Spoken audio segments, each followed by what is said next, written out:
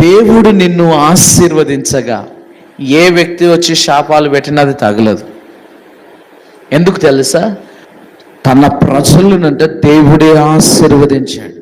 ఒకవేళ శాపం పెట్టడానికి వచ్చిన ఈ బిలాము ఉన్నాడే, ఈ బిలాము ప్రవచనాలు కూడా దేవుడు గద్దించేశాడు. ఆశీర్వదించబడిన ప్రజలను ఏ శక్తి కూడా, ఏ వ్యక్తి కూడా ఏమీ చెయ్యలేడు.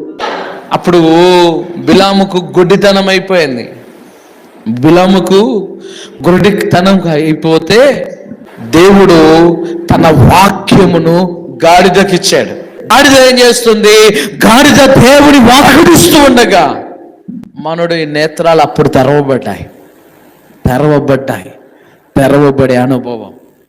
నీకు గుడ్డితనం కలుగుతున్న సమయాలన్నిటిలో దేవుని వాక్యమే నీ కన్నులకు వెలుగుగా ఉంటది. నీ కన్నులకు ఒక బాసికము వలె ఉంటది. వాక్యము ద్వారా నువ్వు దేవుని